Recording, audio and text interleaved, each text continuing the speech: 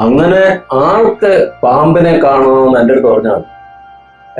എന്ന് തൊട്ടിട്ട് നോക്കിയായിരുന്നു. അപ്പൊ പാമ്പിനെ കാണും. അവസാനം ഗതികെട്ട് സഹികെട്ട് എവിടെ നോക്കിയാലും പാമ്പ്, എങ്ങോട്ട് തിരിഞ്ഞാലും പാമ്പ്. അങ്ങനെ എന്റെ ശരീരം മൊത്തം കോരിപ്പിടിക്കുകയാണ്. ഇതിനപ്പുറം ഒരു ഭാഗ്യം ഈ പ്രപഞ്ചത്തിൽ ആർക്ക് വേണം? ആർക്ക് വേണം? എന്താ വേണ്ടെന്ന് എനിക്ക് ഇനി? ഈ പ്രപഞ്ചത്തിൽ ഇതൊരു വലിയ സത്യമായ കാര്യമാണ്. എൻ്റെ ജീവിതത്തിൽ ഉണ്ടായ സംഭവം. ഒരു ക്ഷേത്രത്തിൽ ഇവിടെ അമ്മയുണ്ടോ, ശക്തി ഉണ്ടോ? ഉണ്ടെങ്കിൽ ആ ക്ഷേത്രത്തിൽ ചെല്ലുന്നതിനാന്ന് വെച്ച് എൻ്റെ മനസ്സിൽ തെളിഞ്ഞതുപോലെ ഒരു രൂപം, ഒരു നാഹത്തിന്റെ രൂപം എൻ്റെ മനസ്സിൽ തെളിഞ്ഞു, എന്നെ തെളിയിച്ചു തന്നു. കാരണം വെച്ചാൽ അതിന്റെ ഫ്രണ്ട് ഭാഗം എത്രത്തോളം ഉണ്ട്, അത്രയും ഭാഗമുള്ള, അത്രയും വിരിഞ്ഞു നിൽക്കുന്ന ഒരു നാഹത്തിനെ നീ കാണണം. എങ്കിലും ഞാൻ ഈ പരാശക്തി എന്നുള്ള ആ അമ്മയെ, ദേവിയുടെ ശക്തി എത്ര ഉണ്ടെന്ന് എനിക്കൊന്ന് അറിയണം.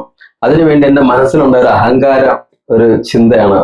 അത് ഒരു അഹങ്കാരമാണ്. കാരണം ഞാൻ ഈ പ്രപഞ്ചത്തെ അറിയാനും പ്രകൃതിയെ അറിയാനും ഈ ഈശ്വര ചൈതന്യങ്ങളെ, ഈശ്വരൻ എന്നുള്ള ശക്തി എന്താണ്, അല്ലെ എങ്ങനെയാണ് എന്നുള്ളതിനെ എൻ്റെ ഒരു കൂട്ടുകാരൻ പണ്ട് പറഞ്ഞിട്ടുണ്ട്. എന്തിനാ നീ ആശ്രമ അമ്പലത്തിൽ ഞാൻ പോകുമ്പം പറഞ്ഞിട്ടുണ്ട്, നീ അവിടെ ചെന്ന ഉണ്ണിയപ്പം തിന്നാം, നീ എന്തിനാ കരിങ്കല്ലിനെ പോയി തൊഴാൻ പോകുന്നത്? ഞാൻ പറഞ്ഞു, നീ അത് പറയരുതും, അത് തെറ്റാണ്.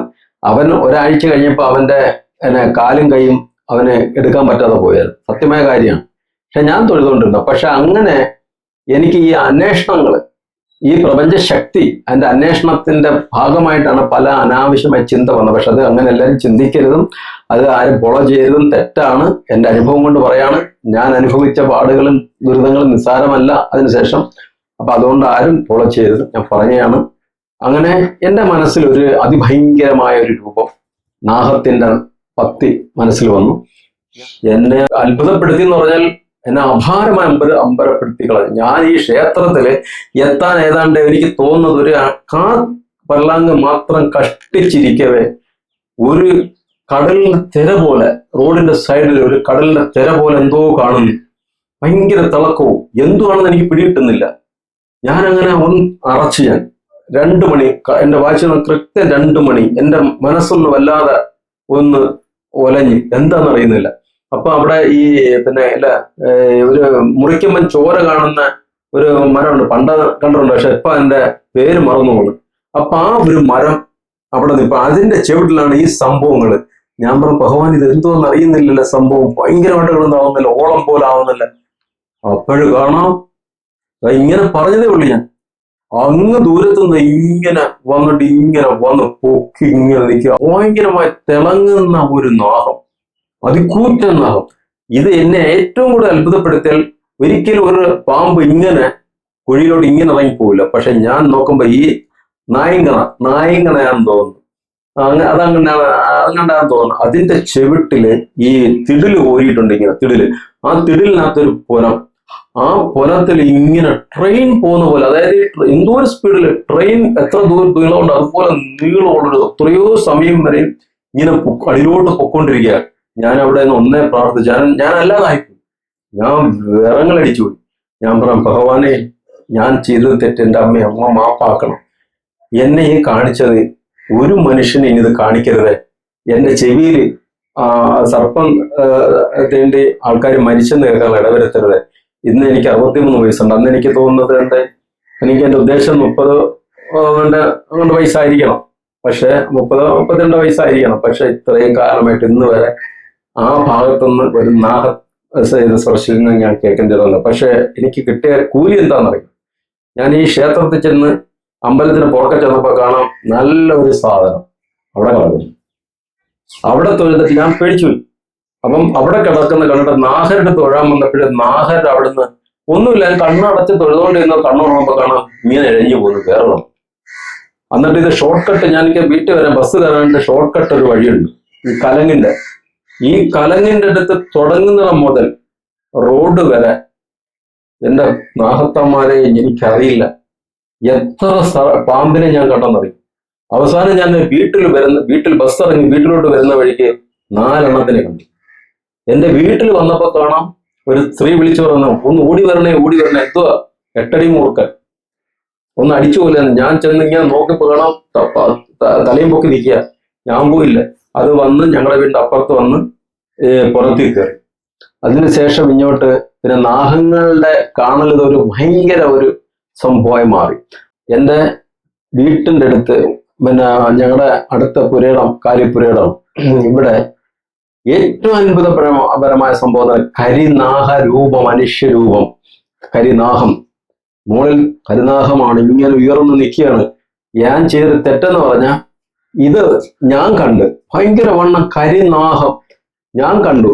ഇതെന്റെ ഭാര്യയെ മോളെന്ന് കാണിക്കാന്ന് പറഞ്ഞ ഞാൻ, അതായത് ഒരു തെങ്ങിന്റെ എന്തോ അനക്കം കേട്ട് നോക്കിയപ്പോൾ ഇങ്ങനെ പൊങ്ങി നിൽക്കുന്നതാണ് കണ്ട കാട്ടിൽ. അപ്പോഴേ ഞാനൊരു തെങ്ങിന്റെ ഒരു കൊതയിൽ ഇങ്ങനെ കാല് വെച്ചിട്ട് നോക്കിയപ്പോൾ ഇത് കാണും. ഞാൻ ഒന്ന് ഇറങ്ങി തൊട്ടടുത്ത് വീടിന്റെ വാതിലിലെ തെങ്ങിയാണ്. ഞാൻ എൻ്റെ ഭാര്യ എന്തോന്ന് വിളിച്ചില്ല. അതിനെ വിളിക്കാനായിട്ട് പോയപ്പോ ഞാൻ നോക്കിയപ്പം ഇത് അപ്രത്യക്ഷമായി. എഴഞ്ഞു പോയി ഒന്നുമല്ല, അപ്രത്യക്ഷമായി. എന്റെ കണ്ണു മുമ്പിൽ കണ്ട കാര്യം അപ്രത്യക്ഷമായി. നാഹരൂപം, വെറും നാഹമല്ല. ഒരു ദിവസം ഞാൻ തൊഴാനായിട്ട് പൂജാമറിലോട്ട് കയറാൻ എന്നെ മനസ്സ് പറഞ്ഞ്, രാത്രി തൊഴാനായിട്ട് വന്നപ്പോഴേ എന്നെ മനസ്സ് പറഞ്ഞ് ടോർച്ച് ലൈറ്റ് കൂടെ എടുത്തോളാം. അങ്ങനെ ഞാൻ ടോർച്ച് ലൈറ്റ് എടുത്തോണ്ട് വന്നപ്പോ കാണാം ഒരു നല്ലൊരു പോക്കൻ എഴഞ്ഞിങ്ങനെ വീട്ടിനകത്ത് പൂജ ചെയ്യുന്ന എഴഞ്ഞ് ഇങ്ങോട്ട് പോയാണ്. അത് കഴിഞ്ഞിട്ട് പിന്നെ ഇപ്പൊ ഒരു കൊച്ചുങ്ങളെ കടിച്ചെന്ന് മാറുന്നൊരു പാമ്പുണ്ടല്ലോ, പകുതി വെള്ള പകുതി കറുപ്പൊക്കെ ഉള്ള. അപ്പൊ അങ്ങനെയുള്ള ഒരു ദിവസം ഞാൻ ബാത്റൂമിൽ, അപ്പൊ അതിന് കൂട്ടുപോയി പുറത്താണ് പോയി നിന്ന. അപ്പൊ ഞാൻ ഇങ്ങനെ നിൽക്കുകയാണ്. അപ്പം മുകളിൽ കാണാം കട്ടലയുടെ മുകളിൽ നിന്ന് എന്റെ തലയിൽ വന്ന് ഇങ്ങനെ എന്തോ തട്ടുന്നു. നോക്കിയപ്പോ ഇങ്ങനെ കിടക്കുക ചെയ്തിട്ടുണ്ട് എന്റെ തലയിലെടുത്ത് പുറം കിടക്കുകയാണ്. അങ്ങനെ ആൾക്ക് പാമ്പിനെ കാണണമെന്ന് എൻ്റെ അടുത്ത് പറഞ്ഞാൽ എന്റെ എന്ന് തൊട്ടിട്ട് നോക്കിയാൽ മതി, അപ്പൊ പാമ്പിനെ കാണും. അവസാനം ഗതികെട്ട് സഹികെട്ട് എവിടെ നോക്കിയാലും പാമ്പ്, എങ്ങോട്ട് തിരിഞ്ഞാലും പാമ്പ്. അങ്ങനെ രാജവെമ്പാല, അവസാനമായി ഞാൻ രാജവെമ്പാലെ കണ്ടത്. ഞാൻ അർദ്ധരാത്രിയില് ഈ ക്ഷേത്രത്തിലേക്ക് തന്നെ ഉള്ള ഒരു കാര്യത്തിന് വേണ്ടി ഞാൻ പോയിട്ട് എനിക്കത് 2 മണിയോളം ആവും.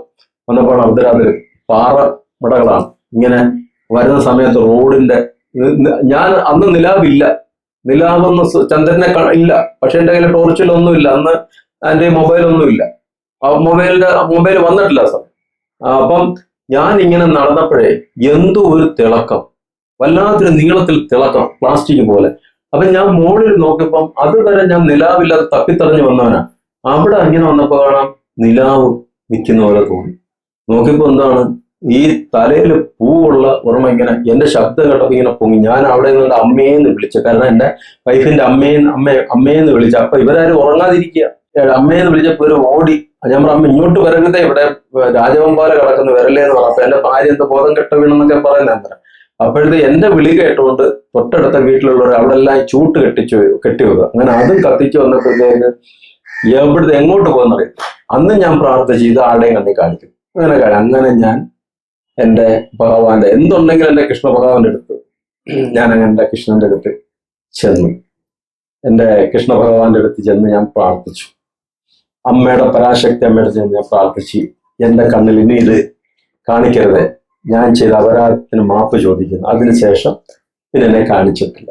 അതൊരു വലിയൊരു അത്ഭുതമായിരുന്നു. വലിയൊരു അത്ഭുതം തന്നെയായിരുന്നു. നാഹദീപങ്ങളെ നമ്മൾ അതൊരു അത്ഭുതപരമായ കാര്യങ്ങളാണ്. അതിന് നമ്മൾ അമ്മയോട് പ്രായശ്ചിത്തം ചെയ്തു, അമ്മയോട് പറഞ്ഞു. അതിനുശേഷം അതുകൊണ്ട് ഞാൻ എൻ്റെ അടുത്ത് ആര് എന്നെ വിളിക്കുമ്പോഴും അവരുടെ പ്രശ്നങ്ങൾ അറിയാൻ വിളിച്ചാൽ ഞാൻ അവരോട് ഒന്നേ പറയുള്ളൂ, നിങ്ങൾ നാഹർക്ക് ചെയ്യേണ്ടത് ചെയ്യുക, കുടുംബക്ഷേത്രങ്ങളിൽ പോവുക. കുടുംബക്ഷേത്രങ്ങളെ നിങ്ങൾ നിസ്സാരമായി കാണുക. എനിക്ക് ചോദിക്കാം, ക്രിസ്ത്യാനികൾ ഏത് കുടുംബക്ഷേത്രത്തിൽ പോകും, മുസ്ലിങ്ങൾ ഏത് കുടുംബക്ഷേത്രത്തിൽ പോകും? അത് അതിൻ്റെതായ രീതി, അത് അവരുടേതായ രീതി, അത് വേറെ കാര്യം. പക്ഷേ അടിസ്ഥാനപരമായിട്ട് പൂർവികരുടെ കാര്യം വെച്ച് നോക്കുമ്പോൾ എല്ലാം അങ്ങനെയൊക്കെ തന്നെ ആയിരുന്നു, ഇല്ലേ? ഏതെങ്കിലും തരത്തിൽ അവര് ഒക്കെ എങ്ങനെയൊക്കെ കടന്നു പോകുമ്പോഴും ഏതെങ്കിലുമൊക്കെ തരത്തിൽ അവരുടെ കർത്തവ്യങ്ങൾ അവർ നിറവേറ്റി പോകുന്നുണ്ടാവും. പക്ഷേ ഹിന്ദു ആചാരപ്രകാരം ആ നാഹങ്ങളുടെ ആ ഒരു ശക്തി എന്ന് പറയുന്നത് നിസ്സാരമായി കാണുന്നത്. നാഹമാണ് എല്ലാം, നാഹത്തിനകത്തെല്ലാം ഉണ്ട്, അടങ്ങിയിട്ടുണ്ട്. ഏത് ക്ഷേത്രത്തിൽ പോയാലും നാഹരെ വൃത്തിയോടും ശുദ്ധിയോടും, ഹൃദയശുദ്ധി, മനഃശുദ്ധി, വസ്ത്രശുദ്ധി എല്ലാം, ഹൃദയശുദ്ധി എല്ലാം ഉൾക്കൊണ്ടുകൊണ്ട് വേണം. അതിനെ വളരെ ബഹുമാനാർത്ഥം വേണം ആ ബിംബത്തെ നിങ്ങൾ ആരാധിക്കാൻ. അതിന്റെ ഫലം നിങ്ങൾക്കെല്ലാം അടിക്കടി നേടാൻ കഴിയും. അതൊരു സത്യമായ കാര്യമാണ്. എൻ്റെ അനുഭവമാണ് ഞാൻ ഈ പറഞ്ഞിരിക്കുന്നത്.